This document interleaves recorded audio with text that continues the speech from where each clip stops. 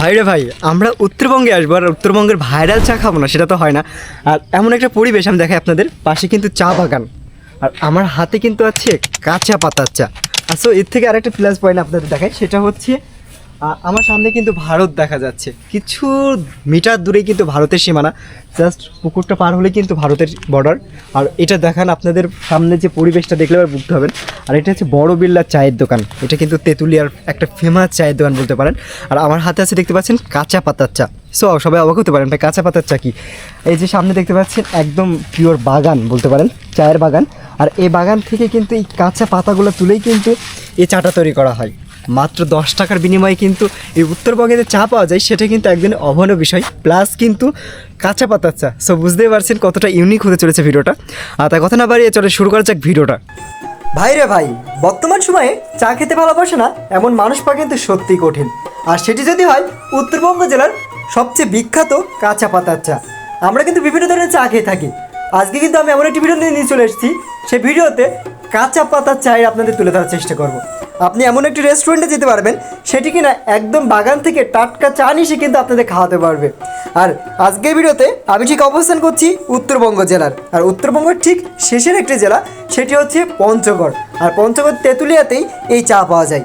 আর একটি কথা যেটি না বললেই নয়, আপনি চা খেতে খেতে কিন্তু ইন্ডিয়ার ফিল নিতে পারবেন, কেননা একদমই বর্ডারের ঘেঁষেই কিন্তু এই চায়ের দোকানের অবস্থান। আর আজকের ভিডিওতে এই চা কয় টাকা দাম, কী কী দিয়ে তৈরি হয় বা কত প্রকার চা আছে, সব কিছু কিন্তু তুলে ধরার চেষ্টা করবো আজকের ভিডিওতে। তাই কথা না পারিয়ে চলেন শুরু করা যাক আজকের ভিডিও। আর আপনারা যখন উত্তরবঙ্গে আসবেন তখন কিন্তু এই চায়ের দোকানে যেতে হলে অবশ্যই আপনি কিন্তু পঞ্চগড় জেলার তেঁতুলিয়া বাজার থেকে মাত্র 10 টাকা ভাড়া দিয়ে অটো, ভ্যান বা বিভিন্ন যানবাহনে এই চায়ের দোকানে আসতে পারবেন। আর এটি কিন্তু বিল্লাল ভাইয়ের চায়ের দোকান নামেই পরিচিত। বিভিন্ন প্রান্ত থেকে মানুষ যখন এই পঞ্চগড় ঘুরতে আসে বা উত্তরবঙ্গ ঘুরতে আসে, তখন কিন্তু তাদের খাতার লিস্টে বা ট্যুর লিস্টে এই বিল্লাল ভাইয়ের চায়ের নামটা কিন্তু অবশ্যই থাকে। সো যারা ঘুরতে যাচ্ছেন এখানে চলে আসতে পারেন। চলেন কীভাবে চা বানানো হয় সেটা জানা যায়। চা আছে আপনার কাছে 60 প্রকার। 60 প্রকার। সবচেয়ে হট আইটেম কোনটা আপনার এখন বর্তমানে? যেটা বেশি চলে কাঁচা পাতারটা। কাঁচা পাতার চা, এটা কত করে রাখছেন এখন? 10 টাকা করে। মাত্র 10 টাকা? সবসময় একই দাম। সো বুঝতেই পারছেন মাত্র 10 টাকায় কিন্তু কাঁচা পাতা চা খেতে পারবেন। এই যে পাতাটা দেখা যাচ্ছে, এই পাতাটাকে কিছুক্ষণ আগে আমি বয়েল করলাম, সিদ্ধ করলাম, ডাইরেক্ট কাঁচা। জি জি বুঝতে সিদ্ধ করে এর রসটা আমি বের করে নিছি। এখন কিন্তু অতটুকু রস নাই, এই যে এখন কিন্তু অতটুকু এটার কালারটা নাই। কত টাইম সিদ্ধ করা লাগে এটা? এইটা আমার টাইম আছে, এখন কিন্তু অতটুকু কালার নাই। এই কালারটা আমি মনে করেন যে বড় পাতিল আছে আমার এখানে, বড় পাতিলের মধ্যে ওখানে মানে দেওয়া আছে মশলা টশলা যা লাগে, এলাচ, তেজপাতা, দারচিনি ইত্যাদি অনেক কিছু দেওয়া আছে, এর মধ্যে দিয়ে সিদ্ধ করা হয়েছে। ঠিক আপনারা এখানে বসতে পারবেন আর ইন্ডিয়া দেখতে দেখতে কিন্তু বাংলাদেশে চা খেতে পারবেন। সো এটা কিন্তু একদম ইউনিক।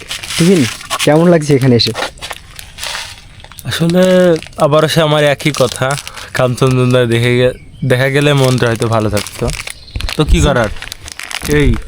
সো আপনারা যখন কাঞ্চনজঙ্ঘা দেখতে পারবেন, আমি মনে হয় যে এই জায়গাটা আসলে কিন্তু কাঞ্চনজঙ্ঘা না দেখা হলেও আপনার মনটা ভালো হয়ে যাবে।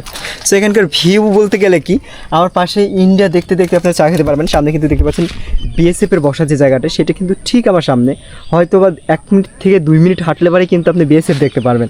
প্লাস পুকুরের পাশে কিন্তু আমার একটা চায়ের দোকান, যেখানে কিনা 60 রকমের চা পাওয়া যায়। সো বুঝতে পারছেন কত প্রকার চা। আমরা কিন্তু ফার্স্ট ট্রাই করছি কাঁচা পাতার চা, নেক্সট কোনটার চাটা ট্রাই করা যায় সেটা কিন্তু তুহিন বলবেন, নাকি কোনটা ইচ্ছা আছে?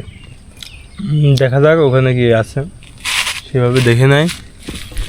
তো আপনারা কিন্তু ভাবতে পারেন লোক শূন্য কেন। সো এখন ঘড়ির কাটা মাত্র 7টা বাজে, আর এখন কিন্তু একদম সকাল টাইম, হয়তো অনেক ভিউ পয়েন্ট ঘুরতেছে। আমরা কিন্তু সকাল সকালে চলে আসছি কিন্তু চায়ের দোকানে।